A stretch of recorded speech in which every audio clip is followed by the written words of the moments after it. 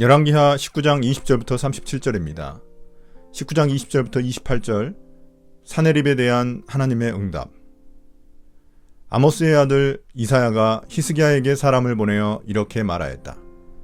주 이스라엘의 하나님께서는 임금님께서 아시리아의 사네립 왕의 일 때문에 주님께 올린 그 기도를 주님께서 들으셨다고 말씀하시면서 아시리아 왕을 두고 다음과 같이 말씀하셨습니다. 처녀 딸 시온이 오히려 너 사네립을 경멸하고 비웃을 것이다. 딸 예루살렘이 오히려 물러나는 네 뒷모습을 보면서 머리를 흔들 것이다. 네가 감히 누구를 모욕하고 멸시하였느냐? 네가 누구에게 큰 소리를 쳤느냐? 나 이스라엘의 거룩한 자에게 감히 네 눈을 부릅떴느냐? 네가 전령들을 보내어 나 주를 조롱하며 말하기를 내가 수많은 병거를 몰아 높은 산 이 꼭대기에서 저 꼭대기까지 레바논의 막다른 곳까지 깊숙이 들어가서 키 큰 백향목과 아름다운 잣나무를 베어버리고 울창한 숲속 깊숙이 들어가서 그 끝까지 들어갔고 그리고는 땅을 파서 다른 나라의 물을 마시며 발바닥으로 밟기만 하고서도 이집트의 모든 강물을 말렸다고 하였다. 그러나 사네립아, 너는 듣지 못하였느냐? 그런 일은 이미 내가 오래전에 결정한 것들이고 이미 내가 아득한 옛날부터 계획한 것들이다. 이제 내가 그것을 이루었을 뿐이다. 그래서 네가 견고한 요새들을 돌무더기로 만들고 여러 민족의 간담을 서늘하게 하고 공포에 질리게 하고 부끄럽게 하였다. 민족들은 초목과 같고 자라기도 전에 말라버리는 풀포기나 지붕 위의 잡초와 같았다. 나는 다 알고 있다. 네가 앉고 서는 것, 네가 나가고 들어오는 것, 네가 내게 분노를 품고 있다는 것도 나는 모두 다 알고 있다. 네가 내게 품고 있는 분노와 오만을 이미 오래전에 내가 직접 들었기에 내가 네 코에 쇠 갈고리를 꿰고 내 입에 재갈을 물려 네가 왔던 그 길로 너를 되돌아가게 하겠다. 20절부터 28절까지의 해설입니다. 하나님은 히스기야의 간구를 들으셨고 이 응답을 이사야를 통해 전하십니다. 이사야는 하나님의 말씀을 히스기야에게 전하며 예루살렘을 위협하고 하나님을 조롱한 아수르 왕 사네립에 대한 하나님의 심판을 선언합니다. 먼저 하나님은 사네립의 교만을 책망하십니다. 사네립은 여러 나라를 정복하고 예루살렘을 포위하면서 자신을 거만하게 높였고 심지어 여호와 하나님을 조롱하기까지 했습니다.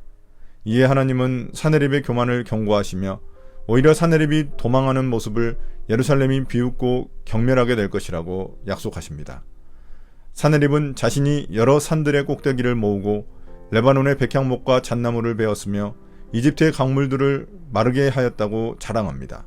그러나 하나님은 그 모든 일이 사네립의 힘이 아닌 하나님의 섭리와 계획 속에서 이루어진 것임을 밝히십니다. 사네립이 아무리 강대해 보이더라도 그가 성취한 모든 것은 이미 오래전에 하나님의 계획에 따라 허락된 것입니다. 하나님은 또한 아시리아의 침공으로 인해 주변 민족들이 겁에 질려 시들어버린 것을 들판의 채소나 풀, 지붕의 잡초, 햇볕에 말라버린 곡초에 비유하십니다.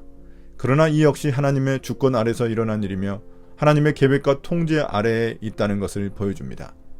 하나님은 사네립의 거처와 출입, 그리고 그의 교만한 말과 행동을 모두 알고 계십니다.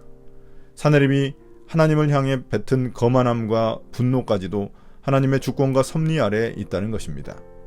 이러한 교만함 때문에 하나님은 사네립을 심판하실 것을 선언하십니다. 하나님은 사네립을 마치 코에 갈고리를 깨고 입에 재갈을 물린 채로 끌려가는 사로잡힌 포로처럼 그가 왔던 길로 다시 되돌아가게 될 것이라고 약속하십니다. 19장 29절부터 34절입니다. 하나님의 회복 약속. 히스기야야, 너에게 증거를 보이겠다. 백성이 금년에 들에서 저절로 자라난 곡식을 먹고 내년에도 들에서 저절로 자라난 곡식을 먹을 것이다. 그러나 내후년에는 백성이 씨를 뿌리고 곡식을 거둘 것이며 포도밭을 가꾸어서 그 열매를 먹게 될 것이다.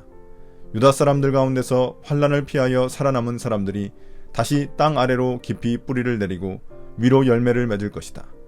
살아남은 사람들이 예루살렘에서부터 나오고 환난을 피한 사람들이 시온산에서부터 나올 것이다. 나 주의 열심히 이 일을 이룰 것이다. 그러므로 아시리아의 왕을 두고 주님께서 이렇게 말씀하신다. 그는 이 도성에 들어오지 못하며 이리로 활 한 번 쏴보지도 못할 것이다. 방패를 앞세워 접근하지도 못하며 성을 공격할 흙 언덕을 쌓지도 못할 것이다. 그는 왔던 길로 되돌아간다. 이 도성 안에는 결코 들어오지 못한다. 이것은 나 주의 말이다. 나는 내 명성을 지키기 위해서라도 이 도성을 보호하여 구원하고 내 종 다윗을 보아서라도 그렇게 하겠다. 29절부터 34절의 해설입니다. 이제 하나님은 히스기야에게 유다와 예루살렘의 구원에 대한 약속을 주십니다. 이 약속은 단지 아시리아의 침공으로부터 물리적 구원에 그치지 않고 유다 땅과 남은 백성들의 회복을 포함합니다. 하나님은 그 회복의 징조로 백성들에게 구체적인 표적을 제시하십니다. 먼저 하나님은 다가올 새해 동안 유다 백성이 겪을 일에 대해 말씀하십니다. 첫 해와 둘째 해에는 백성들이 직접 경작하지 않고도 땅에서 저절로 나는 곡식과 과실을 먹게 될 것이라고 말씀하십니다. 이는 당시 전쟁으로 인해 농사를 짓지 못하는 상황을 반영하며 하나님께서 백성들에게 경작하지 않아도 먹을 것을 공급하실 것을 약속하신 것입니다. 셋째 해가 되면 백성들이 파종하고 거두며 포도원을 심어 열매를 먹게 될 것이라고 말씀하십니다. 이는 유다 땅이 전쟁으로 인해 황폐해진 후 다시 회복되어 정상적인 삶과 생산활동이 재개될 것이라는 희망을 주는 상징적인 예언입니다. 이 징조는 단순히 농업적 풍요를 예언하는 것이 아니라 전쟁과 침략으로 인해 파괴된 유다의 회복을 예표합니다. 또한 여기서 남은 자는 아시리아의 공격에서 살아남은 유다 백성을 의미하며 이들은 비록 수많은 고난을 겪었지만 다시 땅에 뿌리를 내리고 번성하게 될 것을 암시합니다. 이는 하나님의 보호와 인도하심 속에서 이스라엘 백성이 다시 살아나고 재건될 것을 나타냅니다. 하나님은 이어서 사네립이 예루살렘을 공격하려 하지만 성에 들어오지도 화살을 쏘지도 성벽을 향해 방패를 들지도 못할 것이라고 선언하십니다.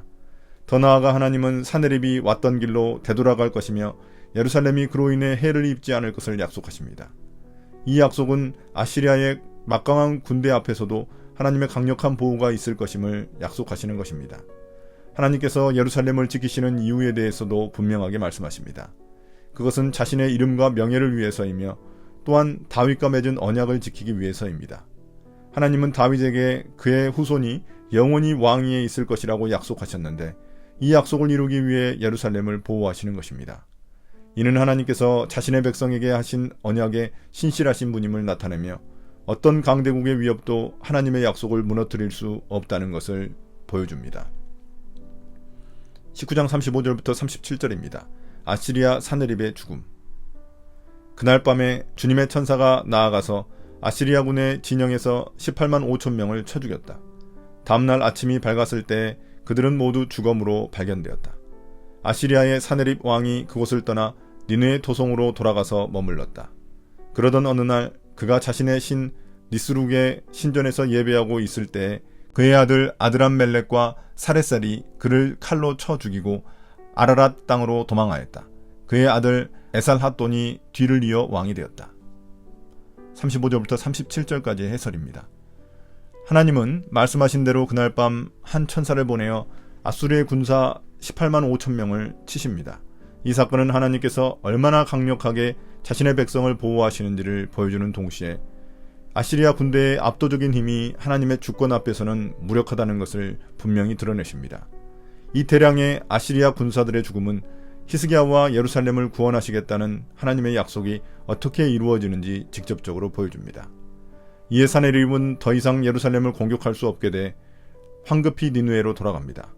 이 장면은 하나님의 예언이 정확히 성취되는 모습을 보여줍니다. 사네립은 하나님께서 예언하신 대로 예루살렘 성에 접근조차 하지 못하고 결국 자신의 고향으로 돌아갈 수밖에 없었습니다. 그러나 사네립의 이야기는 여기서 끝나지 않습니다.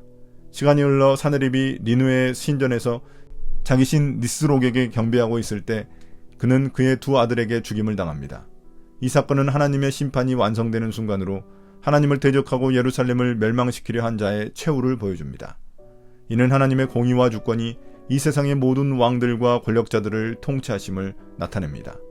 여기서 사네립이 자신이 섬기던 신의 신전에서 죽임을 당했다는 것은 특히 주목할 만합니다. 이는 사네립이 의지했던 이방 신들이 그를 보호할 수 없다는 사실을 보여줍니다. 반대로 유다의 하나님은 자신의 백성을 지키고 구원하시는 참 하나님이심을 이 사건을 통해 드러내십니다. 오늘 묵상입니다.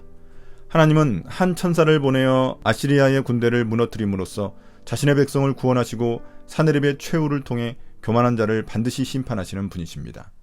이는 하나님이 역사의 주관자이시며 어떤 강대국도 하나님의 뜻에 대항할 수 없음을 의미합니다. 우리의 기도와 간구도 마찬가지입니다.